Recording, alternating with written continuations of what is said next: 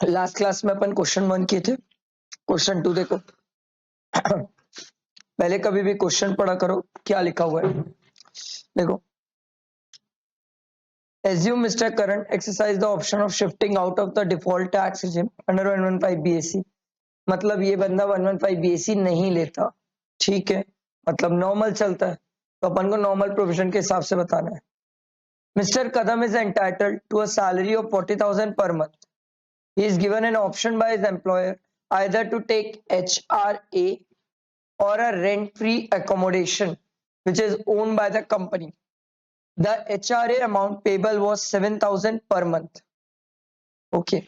The rent for the hired accommodation was 6,000 per month at New Delhi. ठीक है. Advise Mr. Kadam whether it would be beneficial for him to avail HRA or rent-free accommodation. Give your advice on the basis of net take home cash benefit.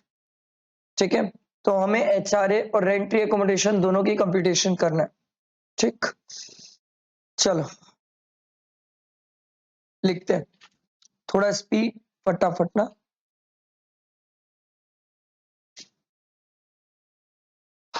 Computation of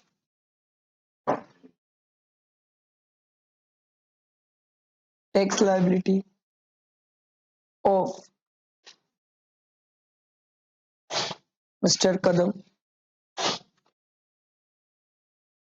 अब यहां पर sir assessment year नहीं दिया है, ना ही previous year दिया है, ऐसा एग्जाम में नहीं होगा।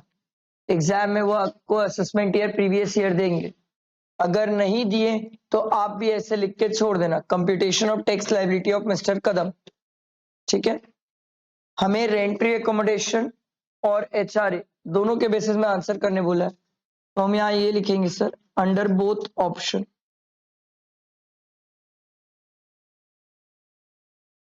ठीक है,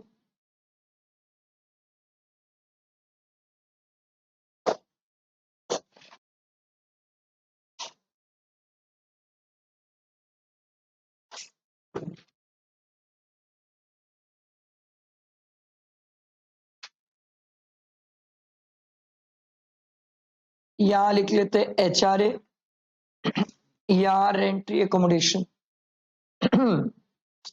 यहाँ लिखेंगे sir particulars.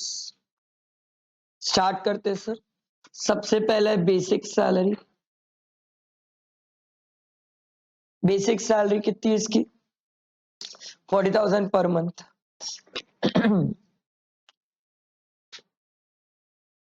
40,000 into 12,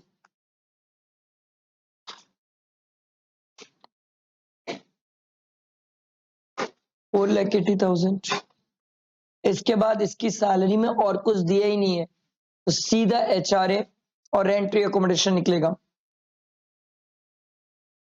HRA, HRA कैसे निकालते हैं sir? Least of the following.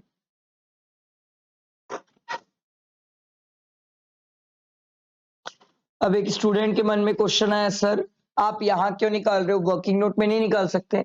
निकाल सकते हैं, इट्स योर चॉइस, कहीं भी निकाल सकते हो, टोटली आप पे डिपेंड करता है। पहला होता था एक्चुअल एचआरए रिसीव्ड, कितना रिसीव हुआ है सर? 7,000 per month.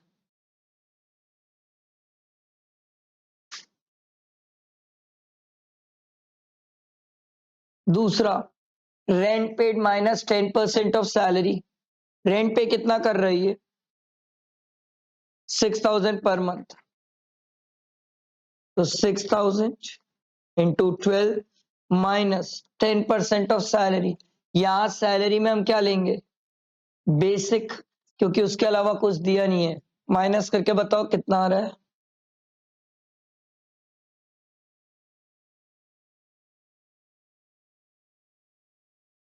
बताओ, 24,000। तीसरा है सर 50 और 40 डिपेंड करता है सर वो कहाँ काम कर रहा है, तो ये देखो ये दिल्ली की कहानी है सर, तो दिल्ली मेट्रोज में, मेट्रो बोले तो 50%।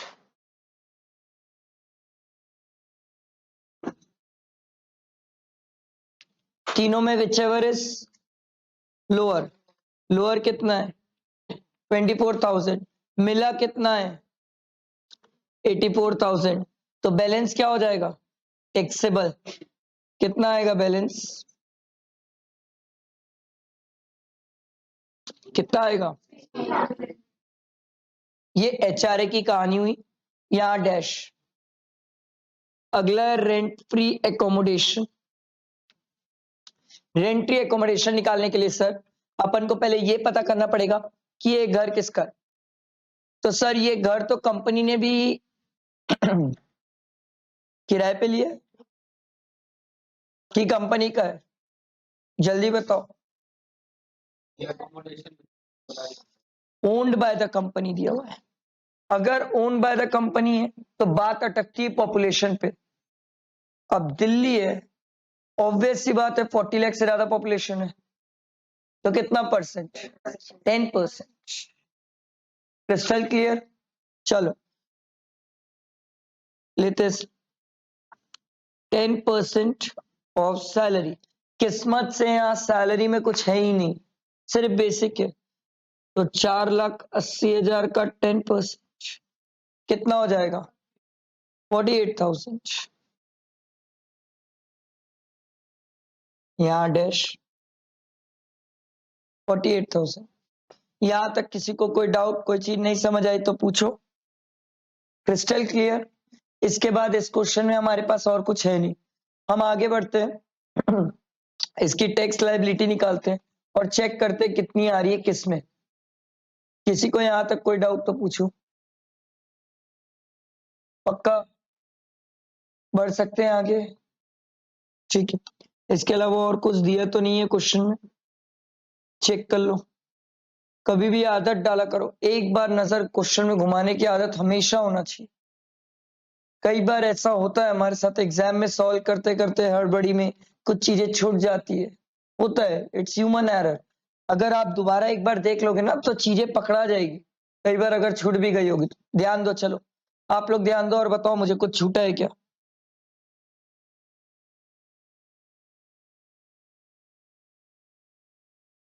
क्या चीज नेट टेक, वो बात की बात है, वो तो एडवाइस पूछा है, वो बाद में देखेंगे। पहले टैक्स कैलकुलेशंस के लिए बताओ कुछ है बचा हुआ, क्या लग रहा है कुछ बचा है नहीं। यहाँ तो और कुछ दिख ही नहीं रहा सर, सिर्फ इतने में कहानी खत्म हो गई। आओ प्लस करते सर। प्लस करके बताओ कितना आ रहा है। ये आ रहा है सर 5,40,000, ये मेरी ग्रॉस सैलरी है। ये कितनी आ रही है sir, minus standard deduction 50,000। Sir क्या एग्जाम में ऐसे ही सिर्फ स्टैंडर्ड डिडक्शन लिखेंगे? नो, अंडर सेक्शन 16 भी लिख के आओगे। कितना आ रहा है 4,90,000। ये कितना आ रहा है 478। इसके बाद हम आगे और बढ़े सर। ये तो आ गई इनकम फ्रॉम सैलरी, मैं शॉर्ट में लिखा हूं, आप बिल्कुल भी नहीं लिखेंगे शॉर्ट में एग्जाम में। अब बात आती है टैक्स लायबिलिटी की। चलो 4,90,000 में टैक्स आप निकाल के बताओ कितना आ रहा है सर। पहले 2,50,000 में निल, बचे 2,50,000 में 5%, तो आप बताओ कितना आ रहा है 12,000 आ रहा है। यहाँ कितना आ रहा है 4,78,000 में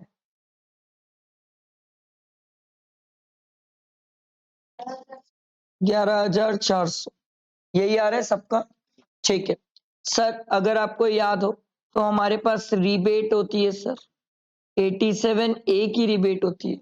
अगर हमारी सर टोटल इनकम 5 लाख से एक्सीड ना करे तो हमें रिबेट मिल जाती है। कितनी कितनी मिलती है रिबेट सर 12,500। तो यहाँ 12,500 लिखूं? नहीं, 12,000 लिखेंगे सर, और यहाँ 11,400। तो सर दोनों में इसकी टैक्स लायबिलिटी तो क्या हो जाएगी? निल, कहानी खत्म, कुछ आएगा ही नहीं। अब अगर इसी का आंसर आप इंस्टीट्यूट मैथ में देखोगे तो there is a difference. Difference क्यों है मैं आपको बता रहा हूँ सर। ये रेंट्री एकोमोडेशन में 15% लिया है, ये 15% ओल्ड है। अपन अमेंडमेंट पढ़े और अमेंडमेंट के हिसाब से सर 10% हो गया ये। समझ आया? बेटा दिमाग में इजी था, कुछ नहीं था टफ इस क्वेश्चन में, इजी सा क्वेश्चन है सर ये। आगे बढ़ सकते हैं? चलो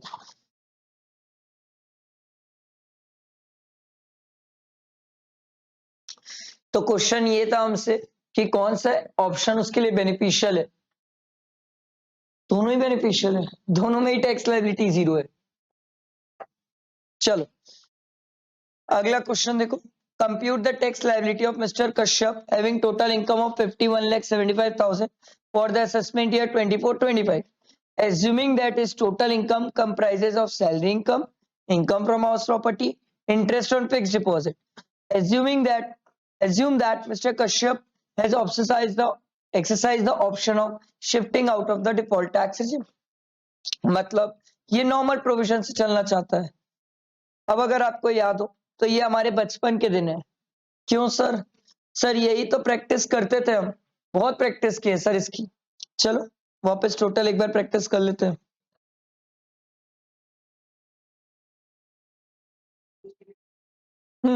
both options are beneficial for him. चलो इसकी इनकम कितनी है? 51,75,000।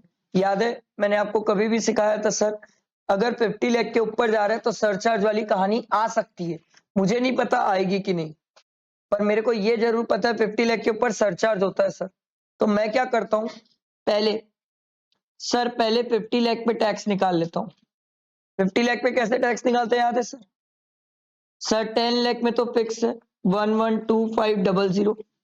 सर 40 लाख का 30% कर लो, जो आएगा उसको ऐड कर लो और बताओ कितना आ रहा है। ठीक। सर क्या 50 लाख पे सरचार्ज है? नो, 50 से ऊपर में सरचार्ज है। तो अब अपन क्या करेंगे, 51,75,000 दिया हुआ है सर। अब इस पे टैक्स निकालेंगे, इस पे भी ये कहानी 10 लाख पे तो फिक्स है सर। बचा 41,75,000 में टैक्स कितना आ रहा है और ऐड करके बताओ कितना आ रहा है। 13,65,000 प्लस सर 10% सरचार्ज भी होगा, 10% ऐड करके बताओ।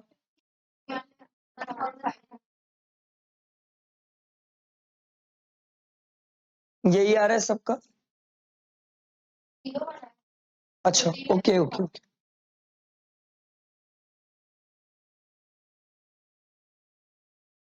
यही आ रहा है क्या? सब चेक करो, आ रहा है ये सबका। अब अपन क्या करते हैं, वेरी सिंपल सर, हम कंपेयर करते हैं। सर मेरा टैक्स कितना बढ़ गया?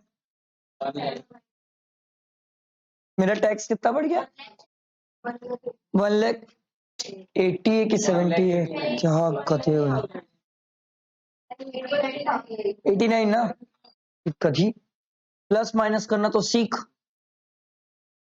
बेवकूफ। 1,89,000। सर मेरी इनकम कितने से बढ़ गई सर? 1,75,000। सर टैक्स मेरा 1,89,000 से बढ़ गया, इनकम मेरी 1,75,000 से बढ़ गई। सर इनकम से ज्यादा तो टैक्स बढ़ गया, तो हम क्या करेंगे सर, इसमें से माइनस करेंगे। माइनस करेंगे तो कितना आएगा सर? सर ये 14,000 मेरी क्या आ जाएगी? मार्जिनलिटी।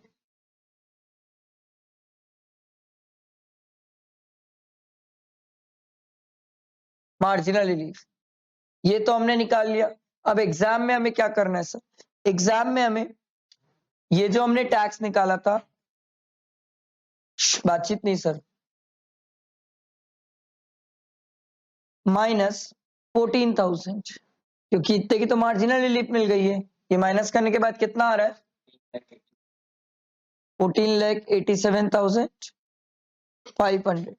प्लस 4%। सर 4% तो अभी भी जिंदा है ना एजुकेशन से, ऐड करके कितना आ रहा है? ये मेरी फाइनल टैक्स लायबिलिटी है सर।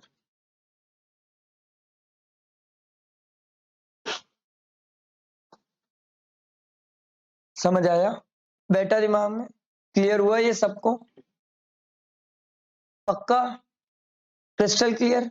अगर इतना ही क्लियर है तो ये वाला अब आप ट्राई करेंगे सर, सेकंड वाला। देखो, compute the tax liability of mister Gupta, age 61 year. Sir as under default tax regime, having a total income of 1 crore 2 lakh। 1 crore से ऊपर इनकम चले गई सर, सरचार्ज कितना percent? 15%। For the assessment year 24-25, assume that his total income comprises of salary income, income from house property, on interest on fixed deposit। ठीक है sir, दो बातें ध्यान रखने वाली बात। एक, एज की एज 61 है। दूसरा सर, ये डिफॉल्ट टैक्स रिजिम से चल रहा है, मतलब 115 बीएससी के हिसाब से चल रहा है। तो 115 बीएससी के हिसाब से याद है मैंने आपको बताया था सर 15 लाख तक फिक्स्ड है कि 1,50,000 इनकम होगी। उठ वहां से महक, जल्दी उठ, फास्ट उठ, खसक जा, जल्दी बैठ। 1,50,000 फिक्स्ड है सर 15 लाख में। बैलेंस में कितना होगा सर, वो आपको निकालना होगा। क्या बोला, समझ आया? सर 115 बीएससी के हिसाब से 15 लाख तक फिक्स्ड है कि 1,50,000 आएगा। ये तो मैं आपके लिए आंसर शॉर्ट कर दिया। बैलेंस पे टैक्स आप निकालो, आप निकाल के एक बार ट्राई करो, मेरे को बताओ कितना आ रहा है आंसर। मैं वेट कर रहा हूँ सर, टैक्स लायबिलिटी आप लोग बताएंगे। सब ट्राई करेंगे सर।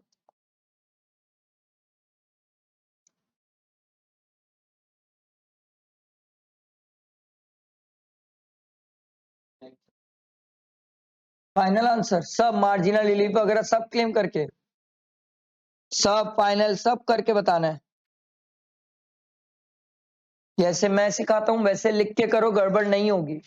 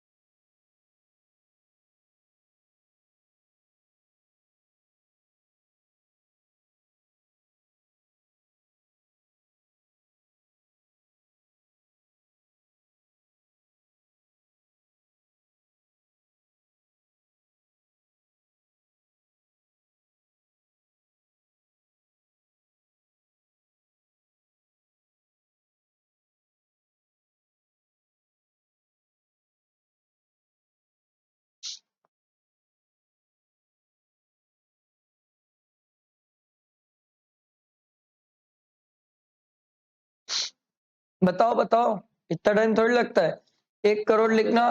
हाँ, नहीं पता मुझे, कुछ नहीं पता, आप बता रहे हो।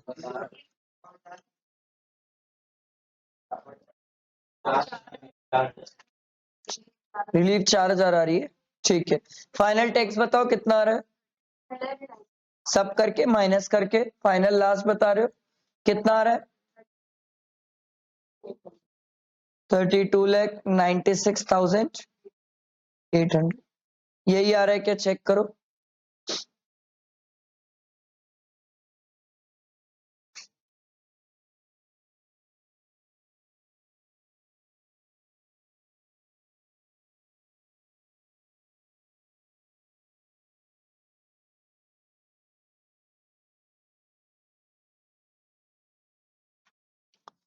सबका ये आ जाए तो बताना।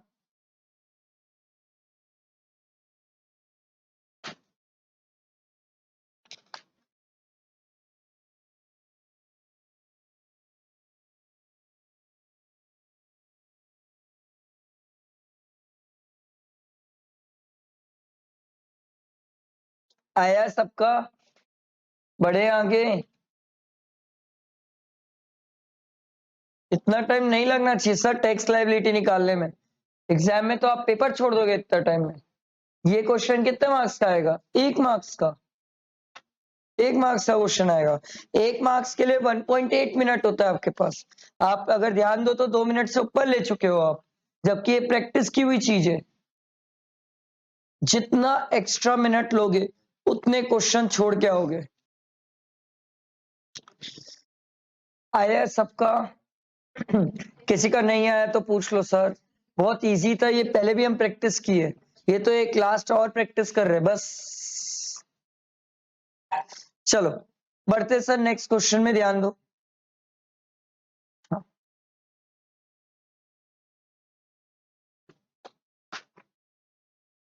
ध्यान दो नेक्स्ट क्वेश्चन में बढ़ेंगे सर। नेक्स्ट क्वेश्चन अच्छा है, ये अच्छी प्रैक्टिस कराता है। एग्जाम में ऐसे ही क्वेश्चन आते हैं सर, 1-1, 2-2 मार्क्स के ऐसे ही क्वेश्चन आते हैं एमसीक्यू। इंस्टीट्यूट ऐसे ही पूछ रहा है आजकल।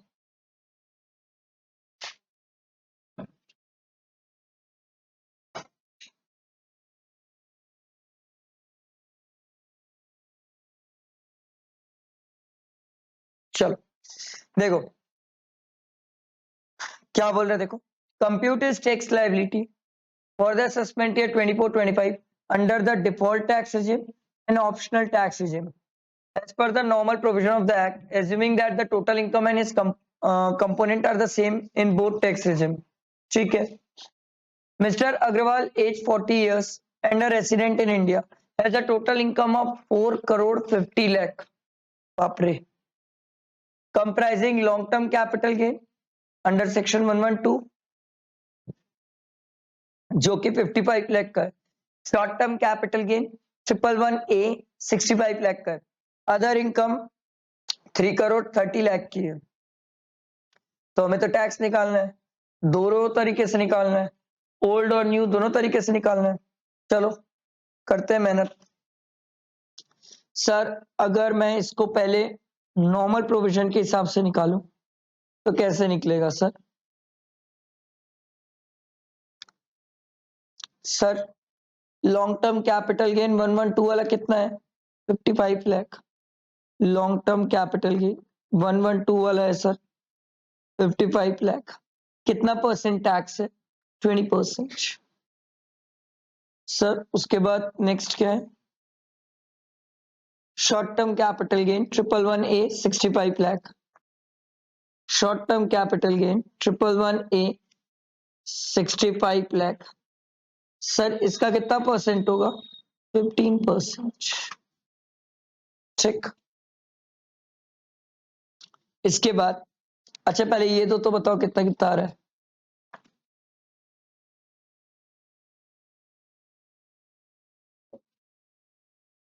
11 लाख। नेक्स्ट। ठीक है। इसके अलावा भी और इनकम है। कितनी इनकम है सर हमारी? 3 करोड़ 30 लाख।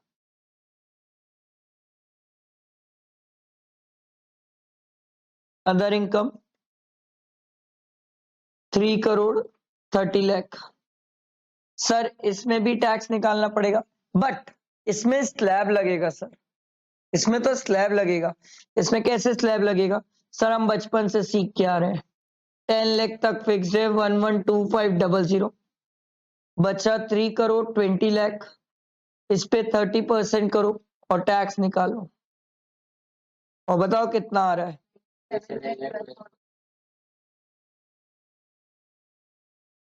ठीक सर, क्या यहाँ सरचार्ज की कहानी आएगी? डेफिनेटली आएगी सर सरचार्ज की कहानी।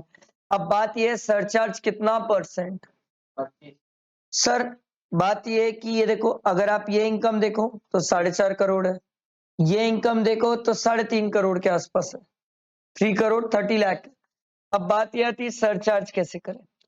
इस क्वेश्चन में तो आप अगर 25 बोलोगे तो फंस जाओगे, बहुत बुरा फंस जाओगे, क्योंकि सर हम पढ़ के आए हैं कि सर लॉन्ग टर्म और शॉर्ट टर्म कैपिटल गेन, क्या इनमें सरचार्ज 25% होता है?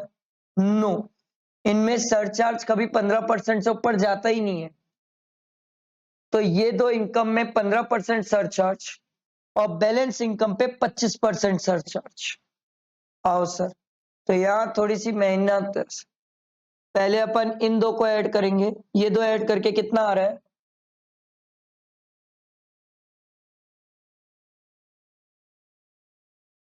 20 लाख 75,000 प्लस 15% सरचार्ज करके कितना आ रहा है?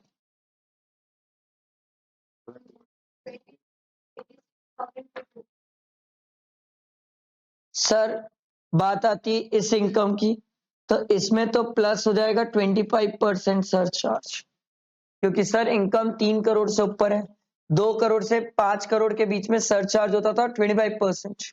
तो ऐड करके 25 बताओ कितना आ रहा है?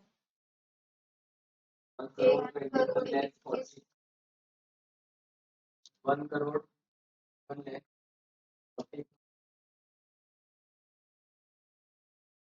यही आ रहा है क्या सबका? देखो फिर अपन क्या करेंगे सर, ये वाली इनकम प्लस ये वाली इनकम दोनों को ऐड कर लेंगे सर, दोनों को ऐड करके बताओ कितना आ रहा है?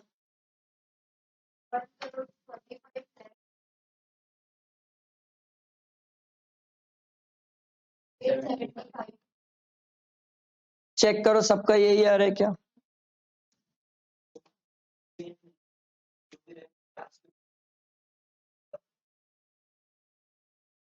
नहीं, ऐसा कुछ नहीं है सर, स्लैब सर, सरचार्ज का स्लैब है, उसके बेसिस में ही। हाँ सर, बेसिक चैप्टर में ये आया। ये आया सबका? क्लियर है सबको यहाँ तक? ठीक है, इसके बाद अपन 4% और ऐड करते सर, एजुकेशन से 4% भी तो ऐड करोगे? ऐड करके बताओ।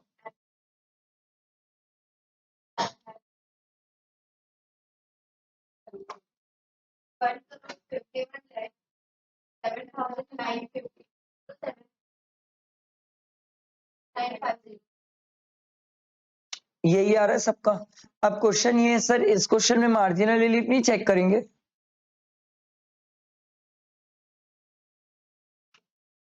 मार्जिनल रिलीफ तो इसमें भी चेक कर लेना था।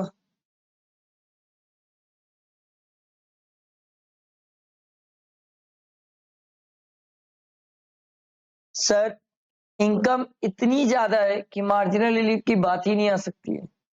3 करोड़ 30 लाख है सर, 3 करोड़ 30 लाख, तो मार्जिनल रिलीफ की बात आने के चांसेस कम है सर, बहुत रेयर चांसेस है सर। समझ आया ये कैसे हुआ? समझ आया? ये थी आम जिंदगी, ये था नॉर्मल प्रोविजन। अब चलते हैं 115 बीएससी। सर 115 बीएससी, जिसको हम डिफॉल्ट टैक्स रिजिम प्यार से बोलते हैं। सर डिफॉल्ट टैक्स रिजिम में भी क्या ये वाला पार्ट सेम होगा, लॉन्ग टर्म और शॉर्ट टर्म कैपिटल गेन वाला? यस, इसमें क्यों चेंजेस आएंगे? सेम। बट सर बात जब नीचे वाले की होगी अदर इनकम, क्या इसमें चेंज आएगा? हाँ सर, क्योंकि वहां तो स्लैब चालू ही 3 लाख से होता है, वहां कहानी बदलेगी ना सर, तो वहां अदर इनकम के लिए आपको निकालना पड़ेगा सर।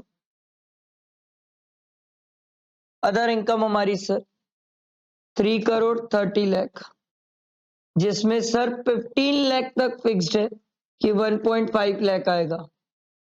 तो सर 3 करोड़ 15 लाख में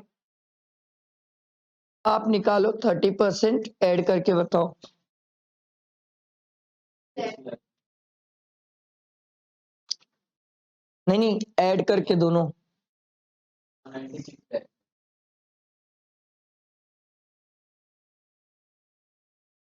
96 लाख आ रहा है सर, आया सबका 96।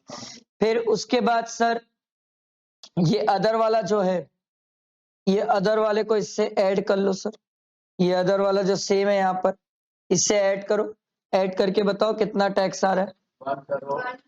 1,19,08,000 प्लस 4%।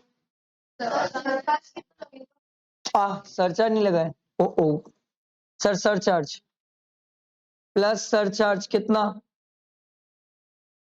कितना परसेंट, 25। सरचार्ज ऐड करके बताओ।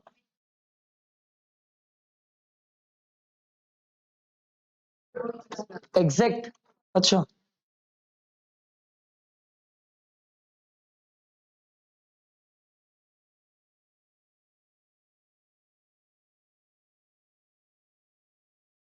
फिर इसको ऐड करो, और वो जो अपन निकाले हैं सर सेम वाला, उसको ऐड करो, और बताओ कितना टैक्स आ रहा है दोनों को ऐड करके।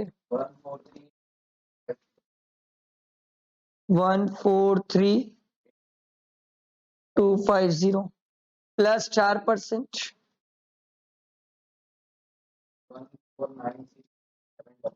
1,496,1700। समझ आया, क्लियर हुआ ये कैसे निकाले टैक्स। अब अपन बताएंगे सर कौन सा बेनिफिशियल है आपके हिसाब से, क्या अच्छा है इसके लिए। सर 115 बीएससी अच्छा है सर, इसका टैक्स कम हो रहा है सर।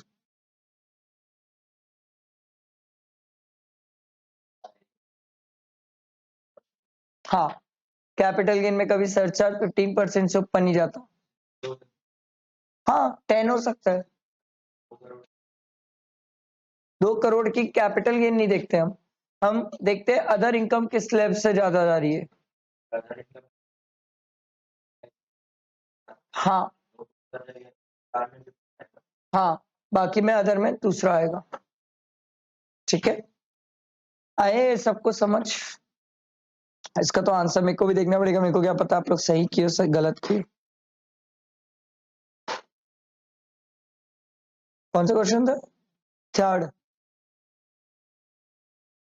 ये तो आप लोग निकालो, यही निकालो ना, नॉर्मल प्रोविजन के हिसाब से यही, ठीक है ओके। फाइनली टैक्स निकालना सीख गए, बधाई हो, 2 मार्क्स तो कंफर्म हुए। अगर इतना ही सीख गए तो ये वाला निकालो।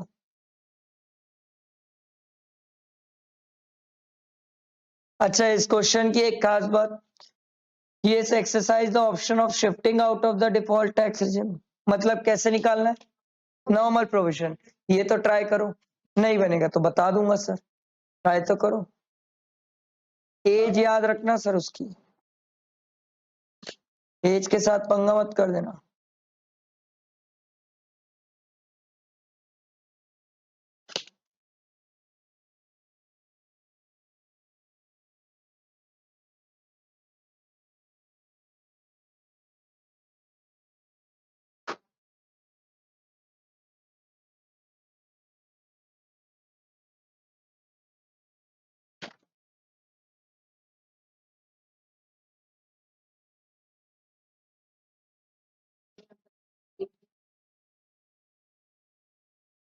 ये तो हम सीख के आए, मैन कैपिटल गेन हेड में सेम रहेगा, कैसे कर दिए।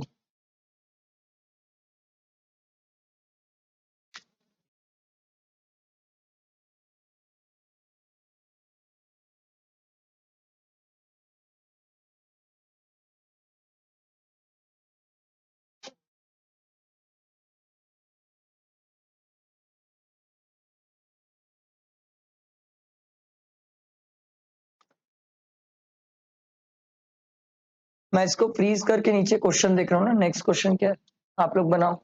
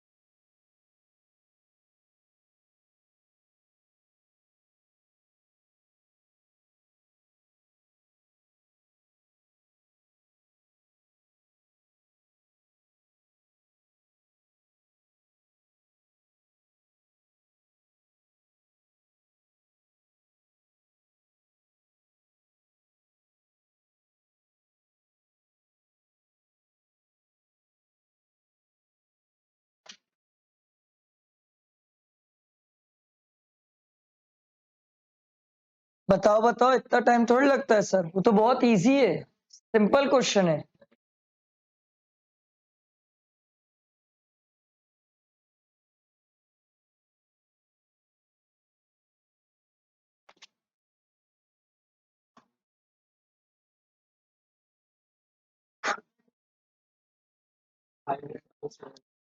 कितना बोला?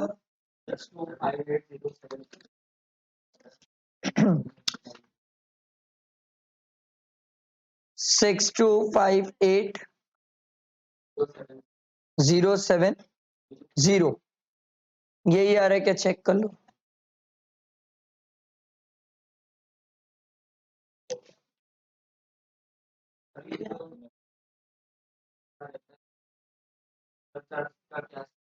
Ten 15 last. 10 अगर 1 करोड़ से नीचे, 1 करोड़ से ऊपर है तो 15। बेसिक कंसेप्ट में दिया हुआ है, लिखने की जरूरत ही नहीं है, बेसिक कंसेप्ट में दिया हुआ है।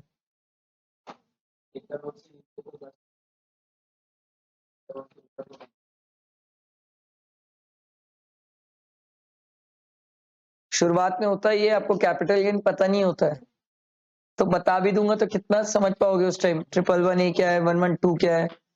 अब आप लोग ये सब समझने लगे हो कि 112 क्या है, 111 क्या है। आया सबका 62,58,070। इतना टाइम नहीं लगता यार, इतना भी टाइम वाला क्वेश्चन ही नहीं था सर। 52 लाख में 20%, 64 लाख में 15%, 1 करोड़ 14 लाख है, उसमें 10 लाख पे तो 10 लाख पे फिक्स है सर। कितना आएगा? 1,10,000, क्योंकि एज 62 ईयर्स है। बैलेंस पे 30%। इतना ही तो करना है, कहाँ रुक गए हो सर?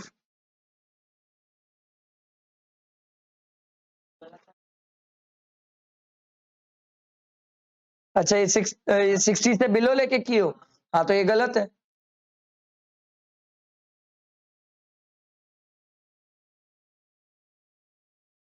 सिक्सटी से अबव है तो 10 लाख में फिक्स्ड है। कितना? 1,10,000। बैलेंस पे 30%।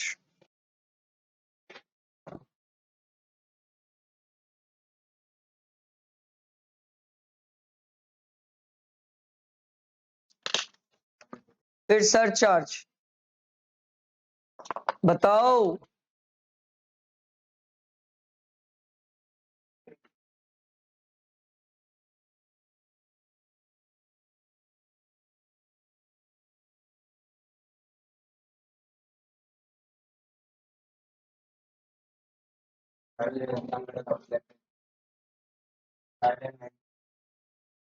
मुझे नहीं पता भाई।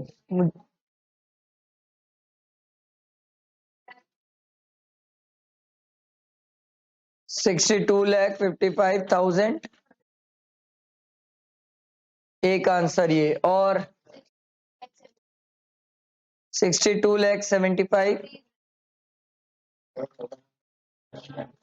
आप बताओ ना, वो तो लिख लूंगा मैं। 62,75,000। बोलो बोलो, 75,000 क्या?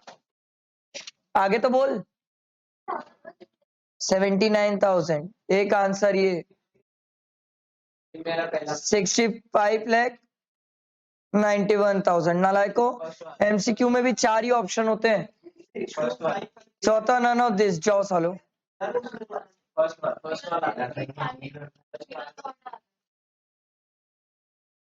लड़ाई तो इन दो पे लड़ रहे हो, ये थी दूसरा कौन अपवाद है? ये दो ही सबसे ज्यादा आंसर आ रहे हैं। चलो देख लेते हैं भाई। आओ देखे कितने लोग सही, कितने लोग गलत। फोर्थ क्वेश्चन था ना। 62,55,080 जिसका है वो परफेक्ट है। बाकी लोग पता नहीं क्या कर रहे हो, आप ही लोग जानो। क्यों नहीं लगेगा सर? 1 करोड़ से ऊपर की इनकम में तो 15% ही लगता है ना सर। सब मिला के कहाँ देखते हैं सर? अदर अदर देखते हैं और अदर अदर देखेंगे।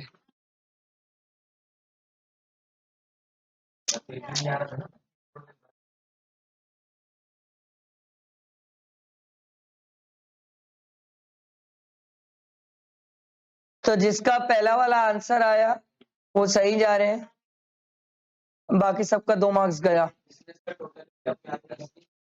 ये तो है सर, सर ये चलो सर अगला क्वेश्चन देखेंगे। बस अब इधर ध्यान दो सर, पहले अपन क्वेश्चन पढ़ते हैं सर क्या बोलता है। Determine the residential status and total income chargeable to tax along with the amount of tax liability on such income for the assessment year 24-25 if she opt out of the default tax regime. Thank God 115 BSE के हिसाब से नहीं चलना है। What would our residential status undergo any change assuming that she is a person of Indian origin and her total income from other sources is 18 lakh and she is not liable to tax in USA. Oh my God. चलो ये वाले point पे पहुंचेंगे तब discuss करेंगे, पहले तो पहले वाला पॉइंट के लिए मेहनत करते हैं। हमें चाहिए रेसिडेंशियल स्टेटस, आओ टूट पड़े। Miss Charlie an American national, sir American national है, got married to mister Radhe of India in USA on 2 March 2023 and came to India for the first time, पहली बार इंडिया आई है सर 16 मार्च 2023 को। Nice. She left for USA on 19/9/2023. Oh my God. तो ये कब से कब इंडिया में रही सर? ये 1 अप्रैल 2023 से लेके 19/9/2023 तक इंडिया में रही। ठीक है, करंट प्रीवियस ईयर में तो इतने ही दिन हुए ना, प्रीवियस ईयर तो याद है ना 23-24 है हमारा। ठीक, तो सर कितने दिन हुए इंडिया में, काउंट करो। 188। सब ट्राई करेंगे सर, 188 तो नहीं आएगा, 188 आ ही नहीं सकता। सितंबर है, 6 3 18 होता है, तो 180 से तो कम ही आएगा, बच्चा भी बता देगा। ये एक बार मैं मान सकता हूँ 172 पक्का। 19 को कहाँ काउंट कर रहे हो, इंडिया में? ठीक है सर, 172 डेज। ये स्मार्टनेस होती है सर, इतना बेसिक सीखो। सितंबर तक 30 डेज तो और महीने के मान लो, तो सर 6 3 18 तो वैसे ही हो जाता है। तो अगर 19 सितंबर दिया तो ऑब्वियस है 180 से कम आने वाला है। ये थोड़ी सी स्मार्टनेस रखना एग्जाम में, लेबोरियस मत बनो, स्मार्ट बनो, पेपर स्मार्टनेस से पास होंगे हम। आगे काम, she return to India on 27 March, फिर आ गई 27 मार्च को। अब 27 मार्च को आई, फिर ये इंडिया में थी सर, वाइल इन इंडिया, उसके आगे इंडिया की इनकम दी हुई है। तो 27 मार्च को आई सर, 27 मार्च को आई, तो 31 मार्च तक कितने दिन हो गए?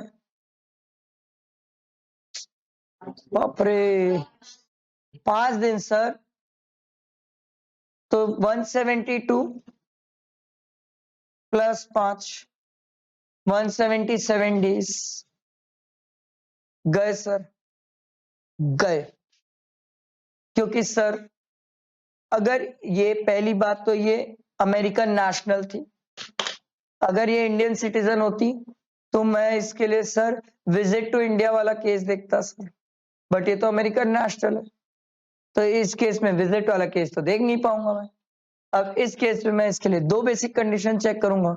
182 days in the previous year, वो दिख नहीं रहा है, 177 है, पहली कंडीशन से बाहर। दूसरा है 60 days during the previous year, वो तो है sir, plus 365 days preceding for previous year. अब उस पे लोचा है, क्योंकि सर ये आई थी पहली बार इंडिया में कब, 16 मार्च को। तो सर उससे पहले भी कितने दिन रह गई है इंडिया में, बताओ भाई। 22-23 में कितने दिन है ये इंडिया में, कितने दिन है? गधी, दिख नहीं रहा है, 16 मार्च को आ गई है ही नहीं, कैसे नहीं हो सकता बेवकूफ, मार्च में नहीं है इंडिया में। हाँ तो ये 22-23 में नहीं आता है, मधोशी में मत रहा कर, ये टैक्स है, साफ कर देगा, मिनट भी नहीं लगेगा। कितने दिन रही इंडिया में? 16 डेज कि 17? सोच लो, 16 डेज सर। तो सर हमने बोला था उसके पहले के 4 साल में 365 चाहिए, बट ये तो 16 हुआ, तो ये बंदी क्या हो गई? Straight forward non resident sir. ठीक है, आगे बढ़ते हैं सर।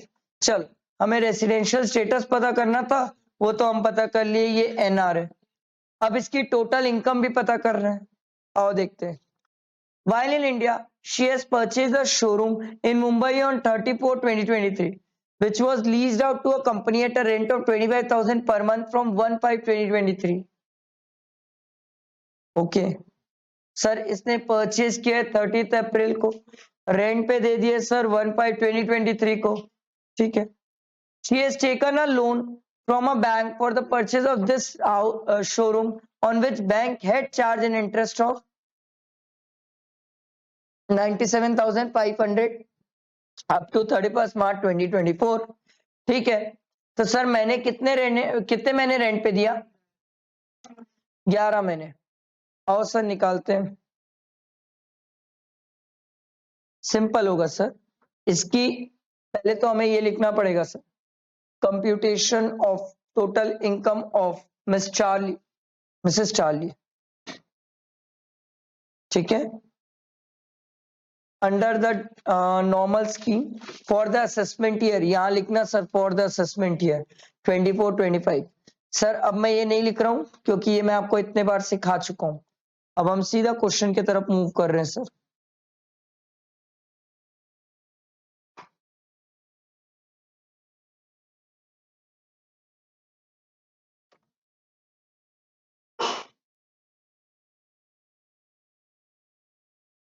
चलो सर, सबसे पहली इसकी इनकम फ्रॉम हाउस प्रॉपर्टी दिख गई सर।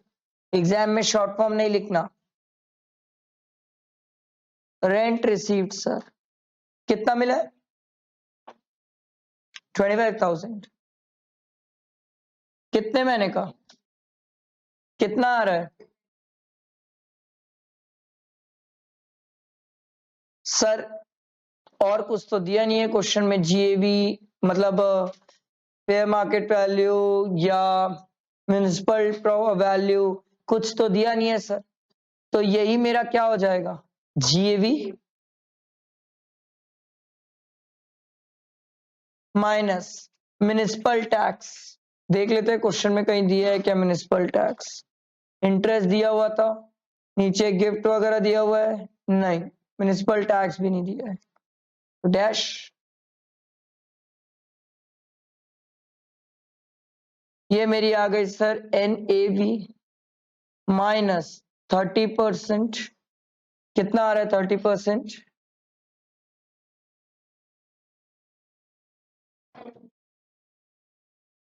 ठीक है, फिर माइनस करेंगे इंटरेस्ट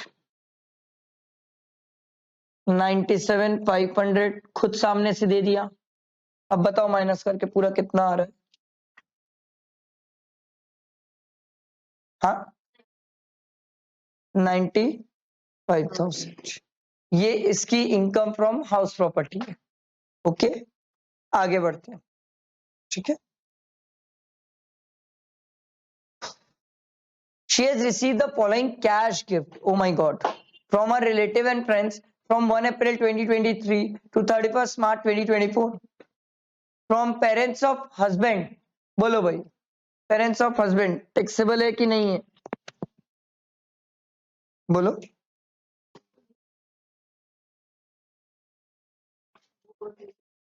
सर क्या रिलेटिव में आ जाएंगे? Yes sir. सर ससुर जी रिलेटिव में नहीं आएंगे तो किसको लोगे रिलेटिव में? फिर बताओ बच्चा कौन? घर से निकाले नहीं जाओगे? From married sister of husband.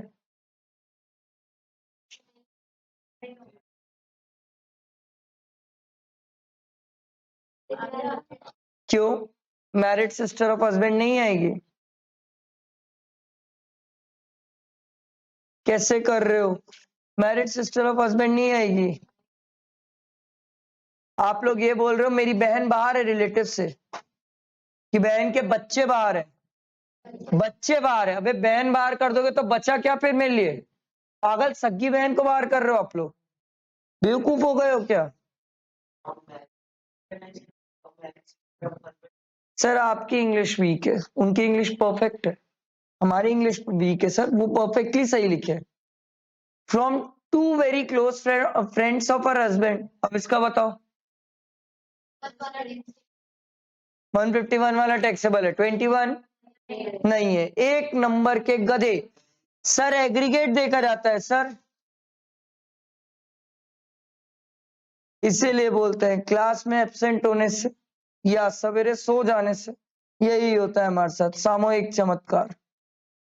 1,72,000। और कुछ इनकम, और कुछ तो दिख नहीं रहा है। नहीं अजी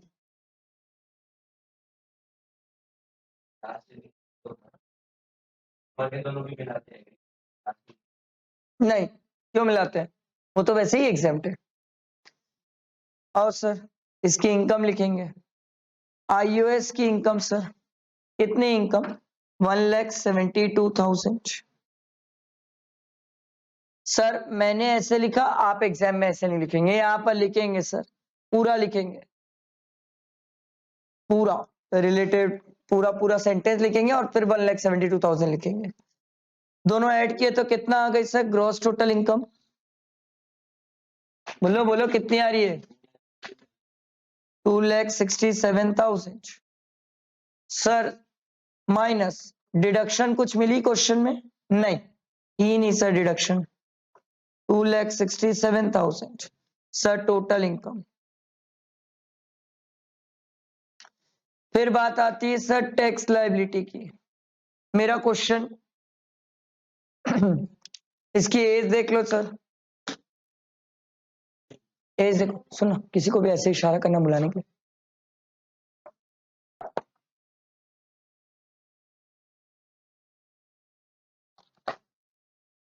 एक 127 क्वेश्चन 60 मिनट 60। 8:04 हो रहे हैं, 9:04 में आ जाऊंगा मैं। हाँ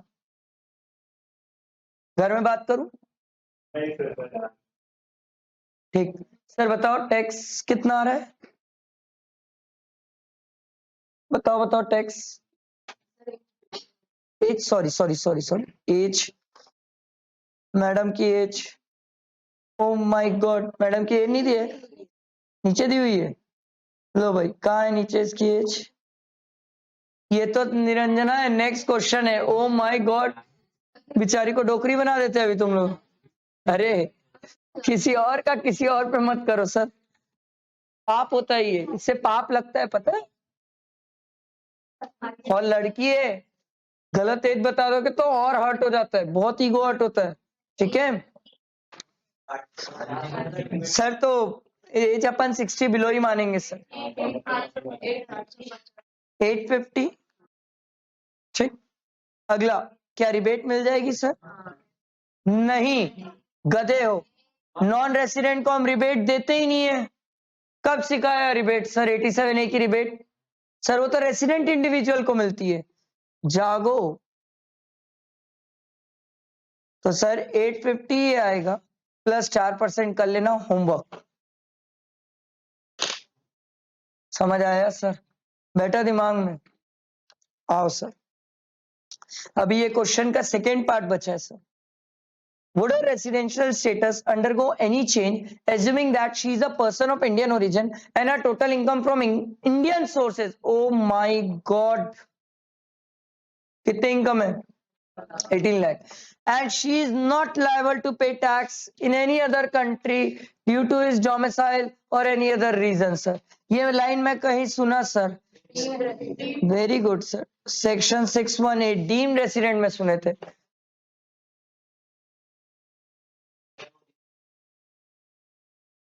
पढ़ ले, जाके पढ़ ले। बताओ सर, अब इसका रेसिडेंशियल स्टेटस क्या होगा? Deemed resident. हाँ सर बात ये है, एक बार याद करते कंडीशंस। पहला इंडियन सिटीजन होना चाहिए, दूसरा उसकी इनकम 15 लाख से ज्यादा होना चाहिए, तीसरा वो किसी और कंट्री में टैक्स पे नहीं कर रहे हैं। क्या लगता है बताओ, डीम रेसिडेंट अप्लाई होगा कि नहीं, होगा कि नहीं अप्लाई? आराम से हो जाएगा सर डीम रेसिडेंट। समझ आई बात, क्लियर हुआ? इंडियन सिटीजन और पर्सन ऑफ इंडियन ओरिजिन।